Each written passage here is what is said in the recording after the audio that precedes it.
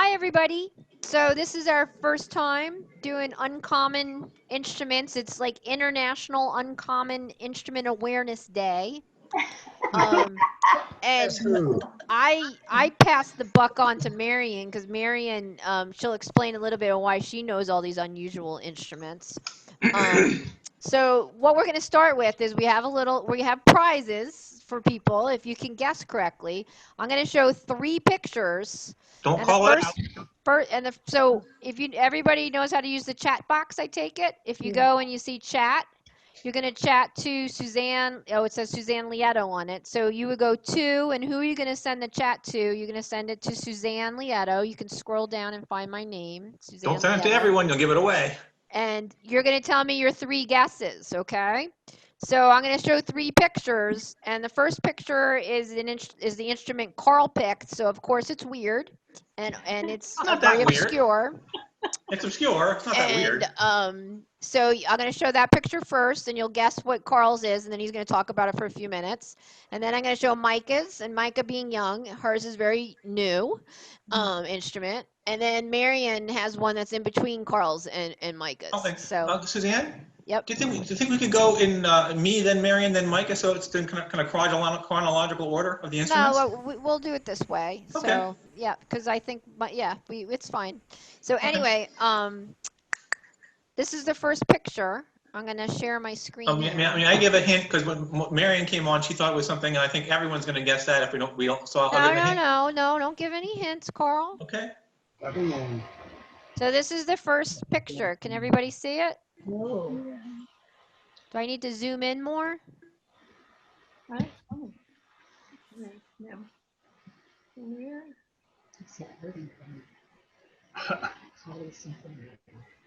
Can you scroll down, Suzanne, so they can see the thing that's on bottom? Yeah, there you go, on the right-hand side. With the instrument's left-hand side, but as you're looking at it, it's the right-hand side. Then there's the top of it. Everybody got a good picture, good look at that one? So that's the first one you're going to guess on. You can send them all at the same time. And I have to say one thing, that on the lower right there, that is not a bellows. Oh. So it helps you out. No, I thought it was. All right, so here's the second picture. Can you guys see this one? And I should know, but I don't know. Don't call it out. Everybody No, everybody can see this one? Yep. That's the one Micah picked.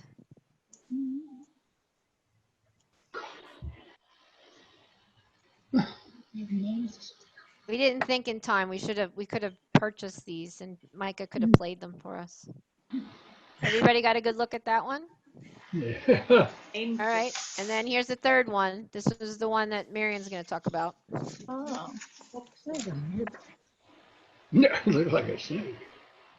Oh, I heard somebody said something that's very close. Yes. And we ask everybody not to cheat, not to go searching on the internet. Try not to, for them. Right. Oh, I shouldn't have gave you that idea, maybe. There's actually a part, Marion, there's actually a part missing from this photo that might help people. Can you see what's missing from this photo? Mouthpiece. There you go. There's no mouthpiece on it. That might make it a little bit easier. All right, so those are your 3. I can leave this one up, and then the text box, you're going to go Suzanne Lietto and give me your 3 guesses. Are these the ones we're hearing today? Yes, these are the 3. Carl's going to talk about the first picture, Micah the second picture, and then Marion's talking about the third picture, with the one that's still up. So can you give us the 3 choices? I mean, what do you mean? Were they mentioned in the email? Mix and match. The ones mentioned in the email, those were just ideas. None of those are in this or any of these. No, these are totally 3 different ones. See, Marion, you weren't the only one that was confused about that. It wasn't one of these. Wasn't one of them in this? One of the choices in the email was the one that one of us is doing, I think. Oh, yeah, Dr. McSparrow just came on. To whom do we send the answer? to Suzanne Lieto. If you say it says to when in the chat, and it says you can send privately, just send it to me. Thank you. So I've had 4 people guess, and how many people we have on? Where are the choices? That sounds like That's Carol. Carol. Oh, a couple people came on late. I'm sorry. So this is here I'll do them very quickly for people who just came on. This is number 1. And Carl Kane's going to talk about this one.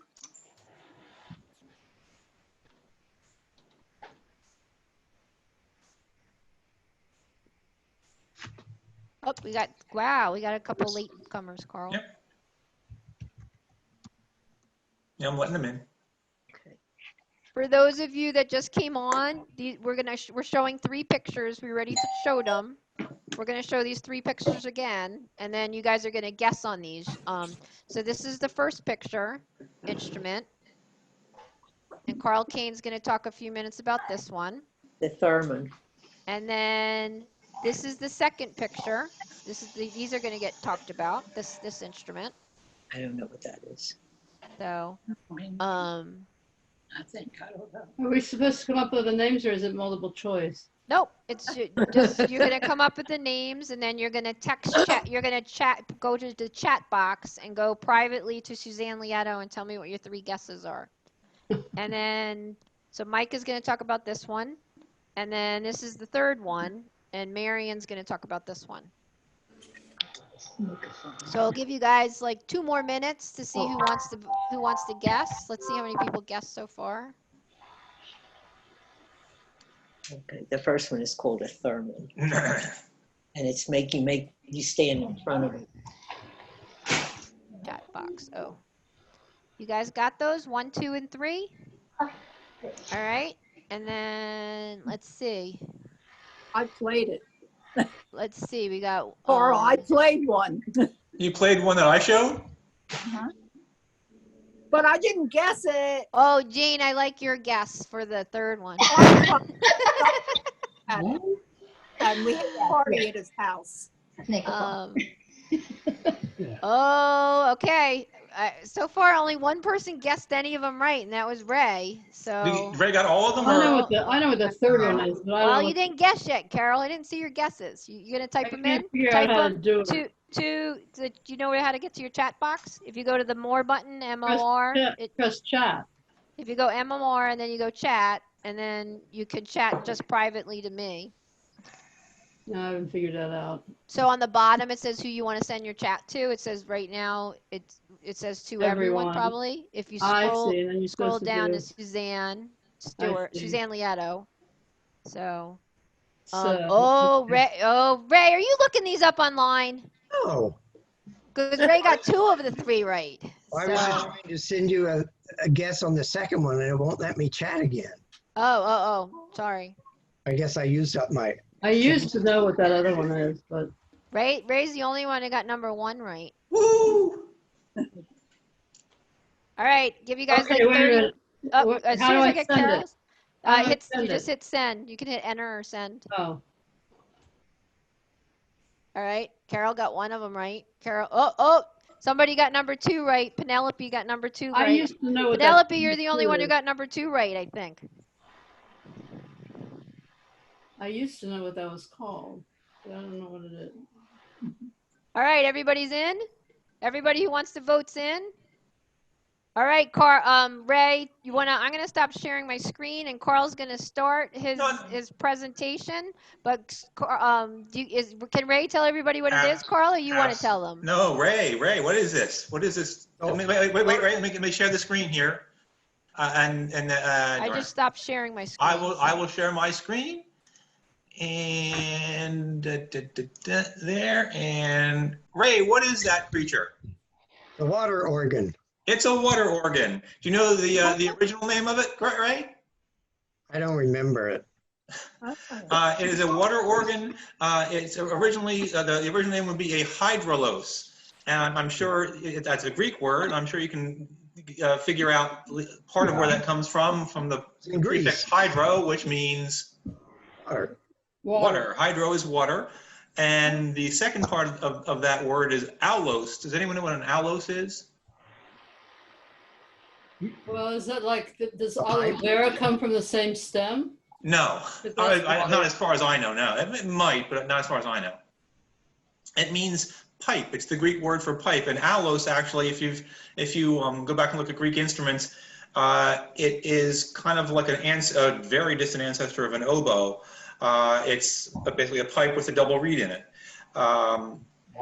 So a hydraulos literally means a water pipe, but it is the, I guess you could say, the earliest ancestor of the organ that we have. It's also the first, the earliest keyboard instrument of any type in the world invented.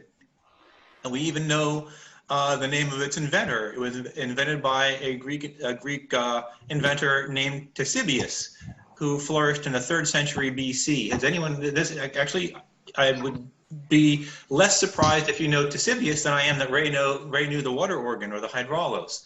Has anyone heard of Ctesibius before? No? He is known as the father of pneumatics. He is, in fact, the first person in world history to write a treatise on compressed air. The reason that that's significant is because I assume you can see my cursor right there. You see an instrument for compressing air, which I'll talk about in just a second. He also, well, he didn't invent it, he perfected, has anyone ever heard of the clepsydra? Clepsydra? Clepsydra, or perhaps you'd pronounce it clepsydra? Hydros again? It's the water clock. The water clock was an ancient Greek method of telling time by the flow of water, the water clock. Ctesibius did not invent it, but he perfected it to the extent that his version of the water clock was the most accurate clock, not only at its time, it remained the most accurate clock ever invented anywhere in the world for another 1,800 years. It was not exceeded in accuracy until the 17th century. When Europeans, I believe a Dutch inventor in the 17th century, bested Mr. Ctesibius. Ctesibius is also credited with discovering the principle of the siphon. So the next time you need to steal gas out of someone else's tank, you can thank Mr. Ctesibius. He also is one of the earliest people, not the very first, but the earliest people to use a force pump, also known as a piston pump, also known as one of the things that makes the internal combustion engine work. So if you look down here on the left-hand side of the instrument, the right-hand side of your picture, that is a piston pump. And that compresses air. It's hand pumped or foot pumped, and it compresses air goes through a pipe into the chest of this contraption. And inside the chest are two tanks of water. And when you start, those tanks are in a neutral position. Those tanks are equally full or equally empty. And there's a hole in the bottom of the tanks that connects the two tanks, so that when someone works the piston pump, it forces air into the top of, we'll call tank 1 inside here.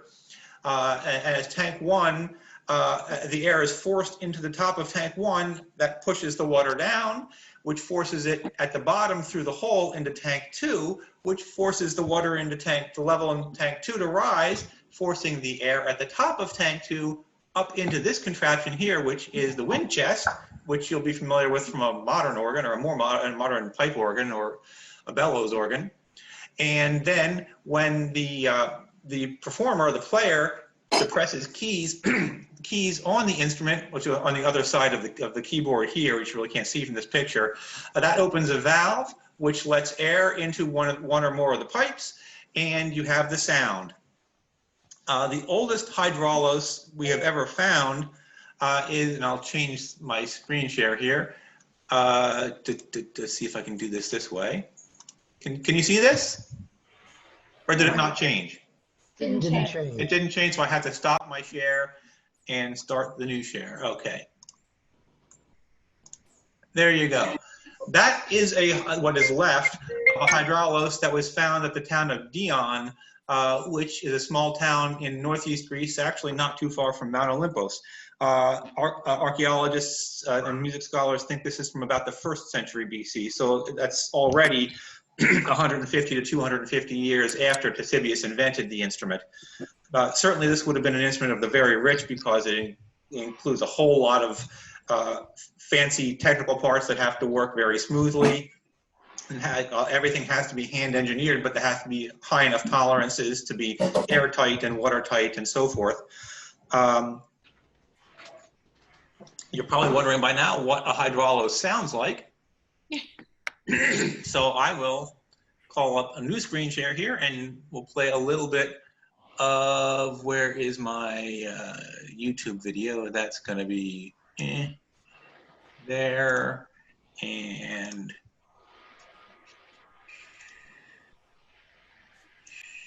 share. Can you all see this? Yep. YouTube? This is what a hydraulis sounds like, and bonus points for the person, anyone who actually knows the song. And Suzanne, I'll give you a hint. You should know this one.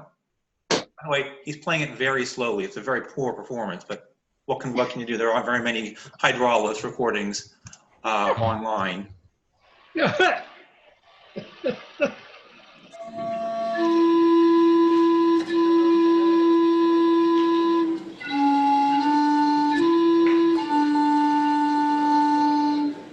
children are working the pumps, the piston pumps. And there you can see the tanks.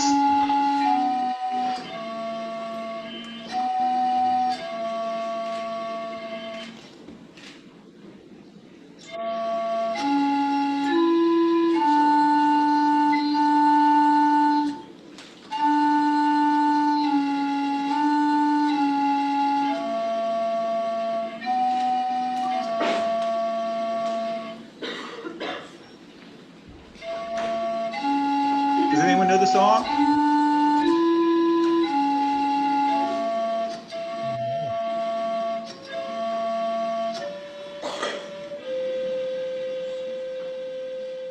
And that last pipe was grotesquely out of tune. I apologize. But what are you going to do? Suzanne, do you know it? Do you remember it? I do not. That was a dreadfully bad and slow performance. It's not the hydraulis' fault. The player played it grotesquely slowly. That is a song called the Seikilos song. What? The Seikilos song. The Seikilos song is, just as the hydraulis is Greek and is the oldest keyboard instrument anywhere in the world that we know about, the first invented, the Seikilos song is the earliest extant song we have. It's also Greek. When I say earliest extant, what I mean by that is the earliest song that we have pretty much in its entirety, and we can read the music sufficiently well that we're relatively confident we can perform it like it really should sound. I'm not so sure that that performance is accurate as to how it really should have sounded. It was way too slow. But the Seikilos song dates from about 100 AD. So in a sense, it's appropriate that you perform the earliest song we have, which is Greek, on the earliest keyboard instrument we have, which is also Greek.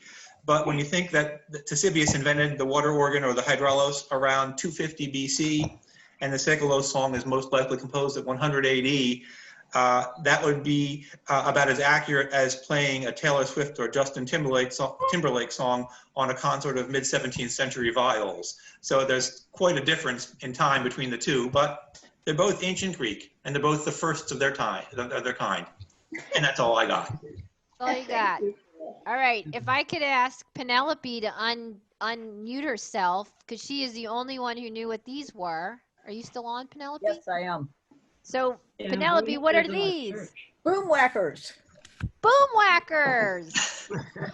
And Micah, when we came up with this, Micah said, I want to talk about the boom whackers. So go for it, Micah.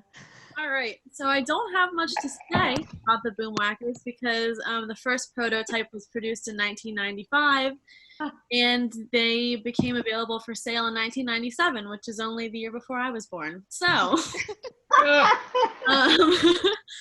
so a boom whacker is a lightweight, hollow, color-coded plastic tube, and they are by length, so they're length is indicative of their musical pitch, and they were first produced by Craig Ramsell in 1995. So the Boomwhackers came to be in a time when junk bands and performers were getting really popular. So the time when people were turning their trash cans and recycling cans upside down and beating them with sticks and turning it into music. And they became very popular in schools because they were a cheap and pretty much indestructible instrument, especially for young kids. So they're used a lot in elementary schools. And so the way that you play a boomwhacker is you either hit them off of the floor or off of another hard surface, or you can even hit them together. And they are pitched differently, so you have a variety of different sounds. And I have a video for you. Let's see. All right.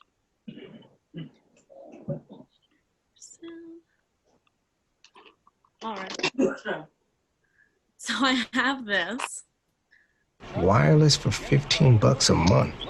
That's not right. It's right, all right. Now, chunky style milk, that's not right.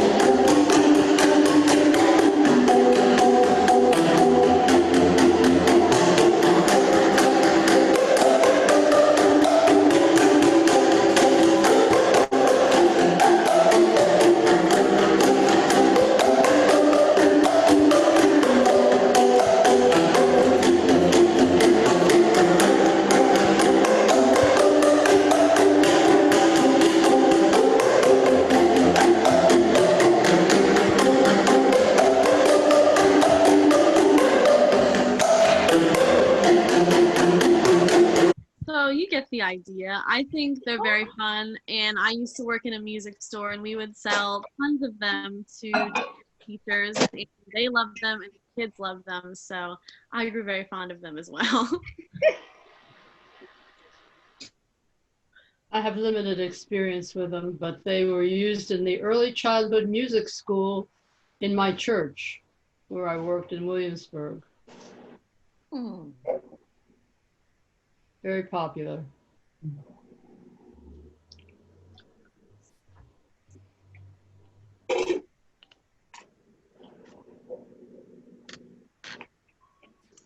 Suzanne, are you going to be doing the visuals for Marion, or should I? Oh, sorry, I didn't realize I was muted. So thank you, Micah. That was really interesting. Yeah.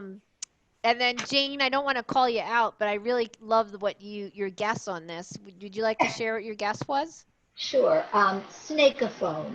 She thought maybe it was called a snakeophone, and she was very close because Ray, once again, was the only one I think who got it right. No. Who else? Oh, Carol got it right too. Sorry, Carol got it right. I got it first. So,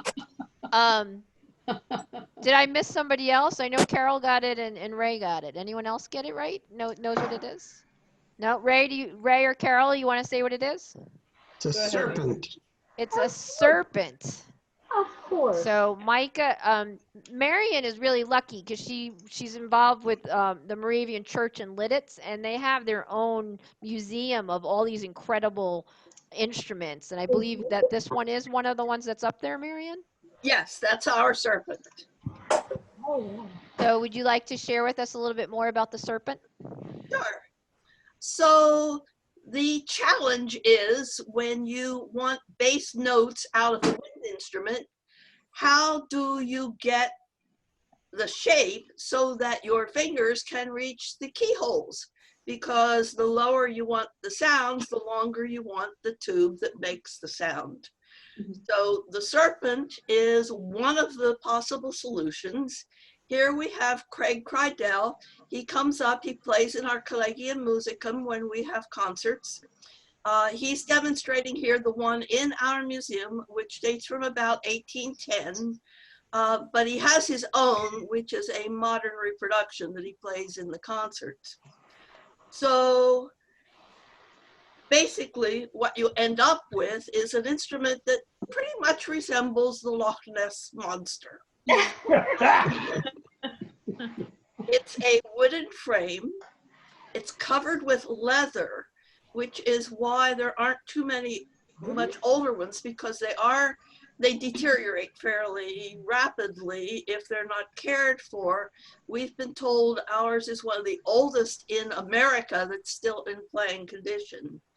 And then there's brass tubing, and here you can see this one has a fitted mouthpiece. The one in our museum had lost its mouthpiece, so anybody who plays it has to bring their own. The origins are kind of obscure. It shows up possibly late 16th to mid 17th century Italy, and it's considered a member of the cornet family. Now that's not the modern brass cornet, but this is an older family of wind instruments. It's considered one very early ancestor of the modern tuba. It has a rather mellow sound. The picture can go away now, okay. It's roughly in range, the same range as a cello in the lower register or a bassoon. And it often is used to double the bass line in choral singing. I've had the experience of standing in the chorus beside ours, and it's really very nice because it just adds a little bit of extra richness to that bass line in choral singing, especially 18th and 19th century music. By the 18th century, it was appearing in orchestras and military bands.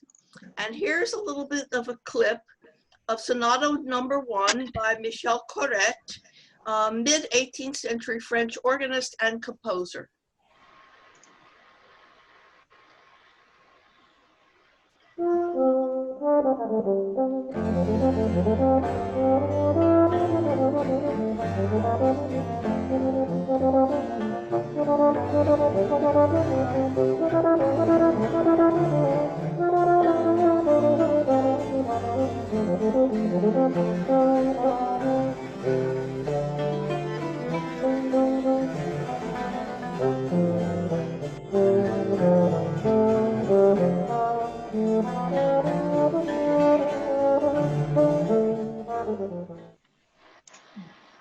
Okay, thank you.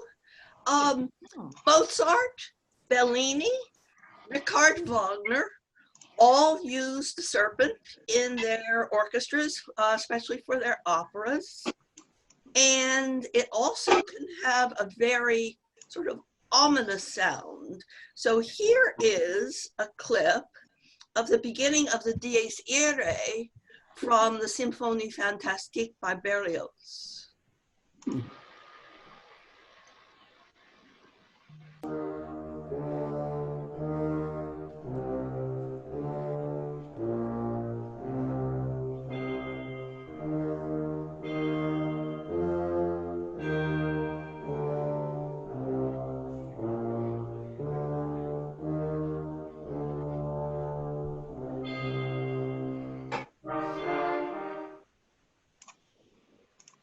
Now that other bass instrument that you saw beside the serpent is another rather old bass instrument called an ophicleide.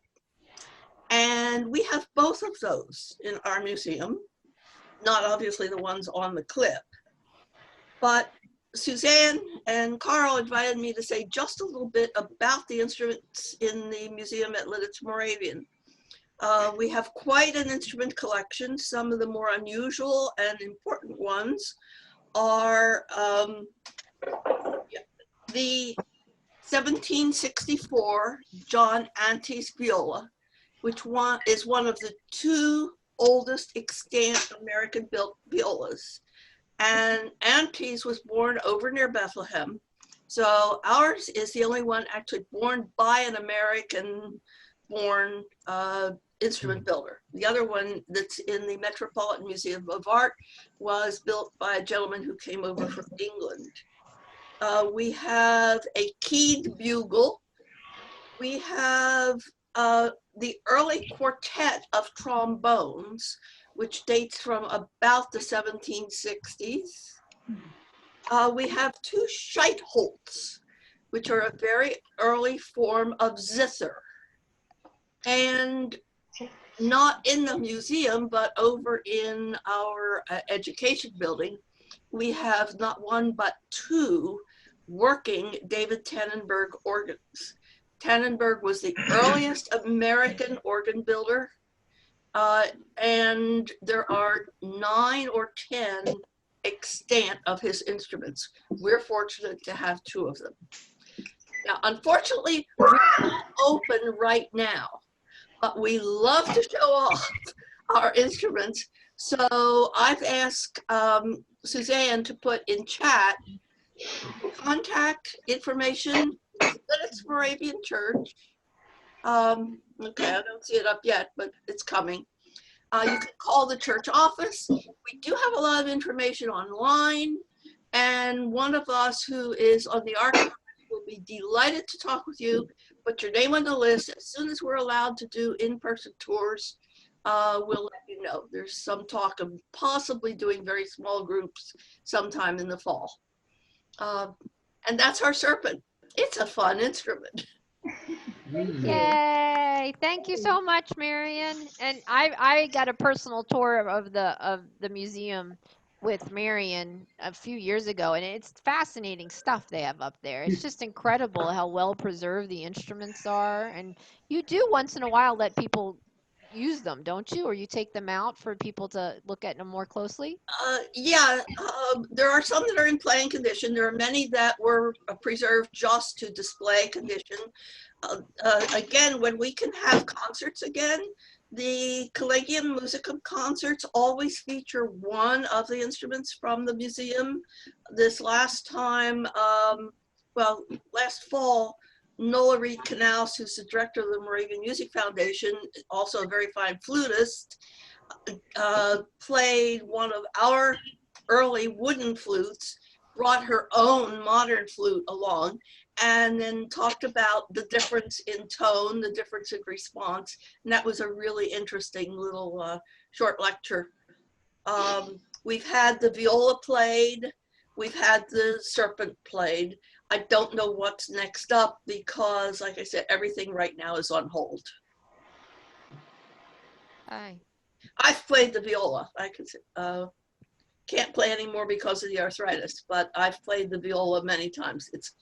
It's just an amazing instrument too, to know you're standing there holding and playing something from 1764 that was made right here in Pennsylvania. Wow, that is incredible. Well, thank you everybody for coming. Ray is the big winner today. Ray, we will get you your COVID 2020 Mount Gretna at Home Be Gretna Strong mug since you won that. Suzanne? And then we have our Penelope wins the other prize, which is a kazoo and of course a nice mask. Because who could not you could use a kazoo and a mask, right, Penelope? So Penelope, if you text me again your address, I will make sure that we get that to you. And Suzanne, and Carol, I'll send you a mask too, since you got one too, right? Too, Carol. You could always use an extra mask too, right, Carol? So, Suzanne? does anybody have any questions? Yes. Carl does. No. I was trying. Can you hear me? Yeah. Okay. No, I was going to ask if anyone had any questions. I thought you were going to end it without questions. So sorry about that. I did see two in the chat that looked like they were about the water organ or Thesebius. Bonnie asked. I heard somebody saying Thesebius when they got on the call. I don't know who that was. So I don't know. Carl wanted to give that as a hint that it wasn't Thesebius, right? No, I was thinking if maybe someone would know the Sekulow song, but that's not. At any rate, Bonnie asked about the Chinese being the first creators of the water clock. Bonnie, I don't know who invented the water clock. It was not Thesebius. Thesebius just perfected it to the extent that it was not surpassed until the 1600s, the 17th century. But he did not invent it. And then Penelope asked how long you could play the water organ before it ran out of air or water. In essence, indefinitely. As long as, I mean, there's not going to have the tolerances that a modern piston would have, or modern water tanks, seals would have. So eventually, the air will leak out or the water will leak out. But in essence, you can, for all practical intents and purposes, you can just keep playing it until the people stop pumping it, or the keyboard player gets bored, whatever. Carl, I have a question. Was the keyboard similar to our modern keyboard? To some extent, what you would do is you would if you press down the key, as you pressed it down, it would force, there'd be a little extension down going this way, going that way, that would force the another plate that was below, a plate that was below to slide, and that plate, of course, would have a hole in it so that when the hole was over the valve, it would let the air through, and then they'd have a what can I use to demonstrate? Oh, here, use a pen cap.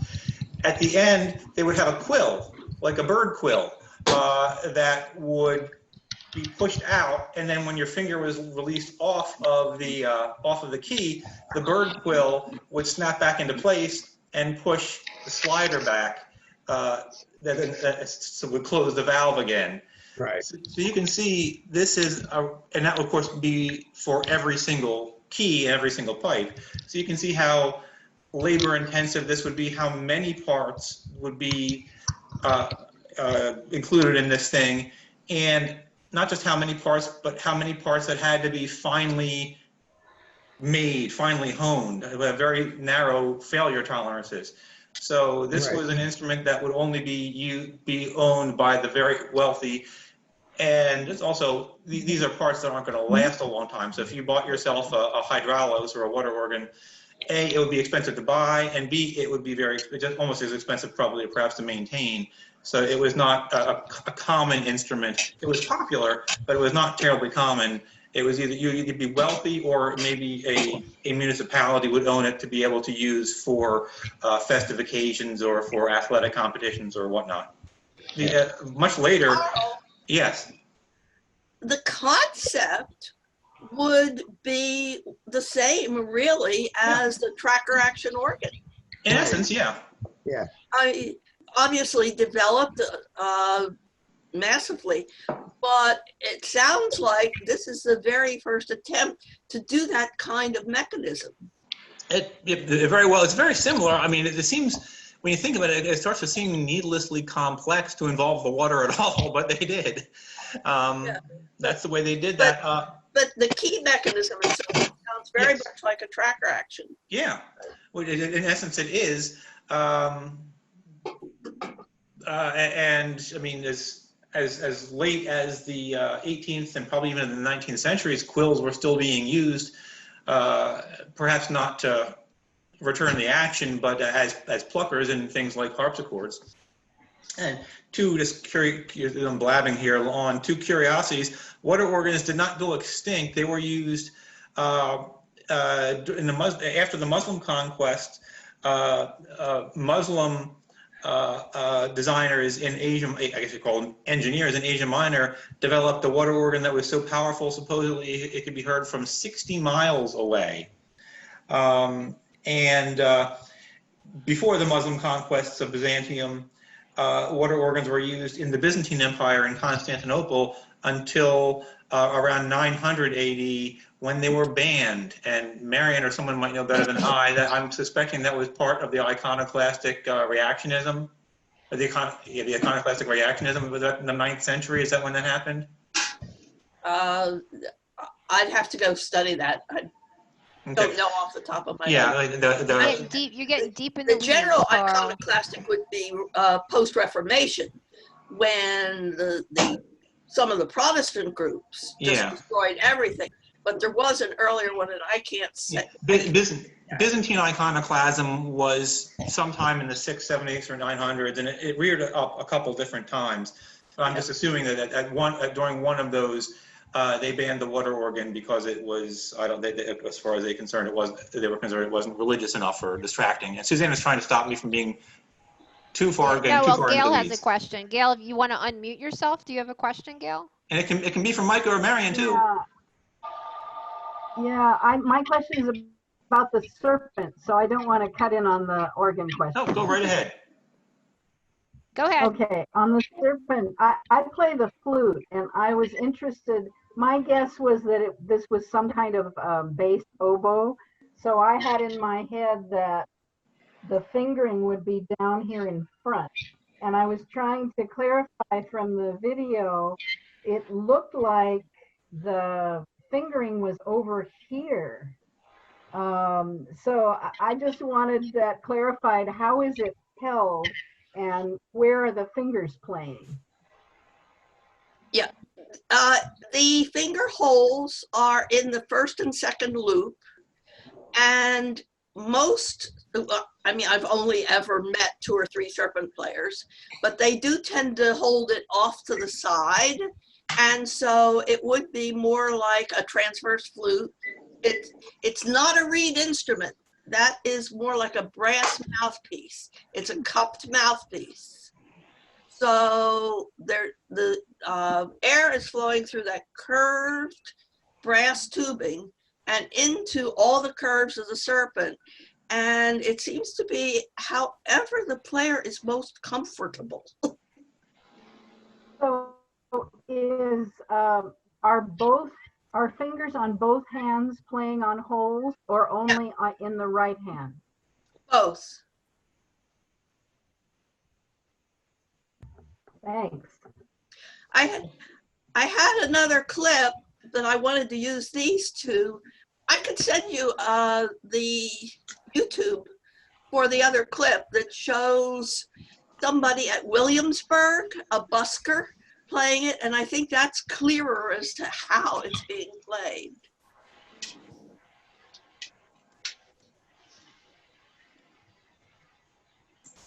Any other questions?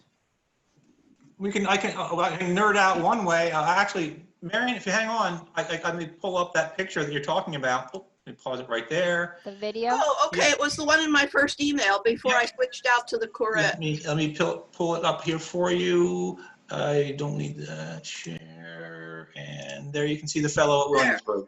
Yeah, now he's playing it down between his knees.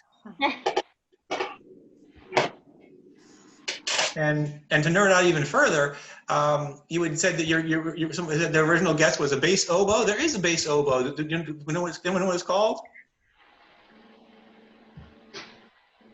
The heckelphone. Say it again. The heckelphone. Heckelphone?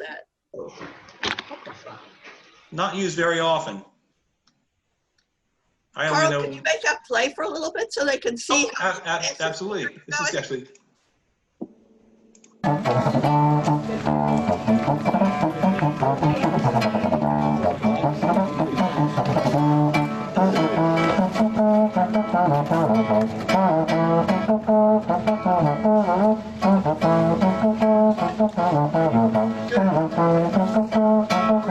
Hi, Barry.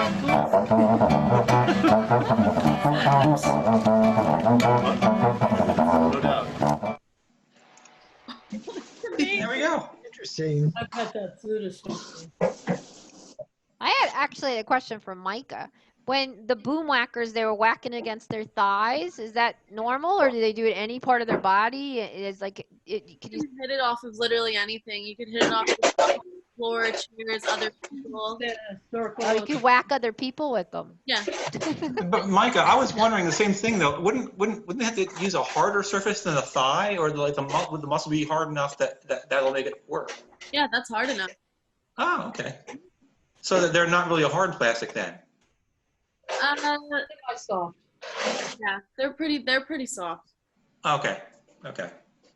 So I was thinking the exact same thing Suzanne was. How are they getting these things to reverberate when they're just hitting them off the meat of their thigh, maybe off their kneecap or something I could see, but if they're softer, I guess that makes a little bit of sense.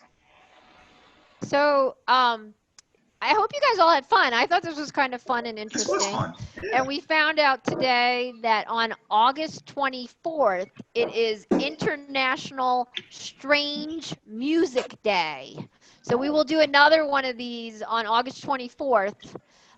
with strange music. So if anybody has any suggestions, feel free to email us or let us know if there's some strange music you want. But I think we'll do it as a quiz again to see. We'll play like a couple clips of some strange music and see if anybody knows what the strange music is. So thank everybody for coming. Oh, Gail, did you have anybody else have any more questions? No? All right. Thank you, everybody, for coming. And somebody asked if we'll put this up on the YouTube station if you enjoyed it. Somebody asked if we were going to put it up so that they can share it with their friends. Thank you. Yeah, we'd love if you shared it with your friends and let them see too all the interesting instruments out there. Good. So, all righty. Bye, everybody. Bye.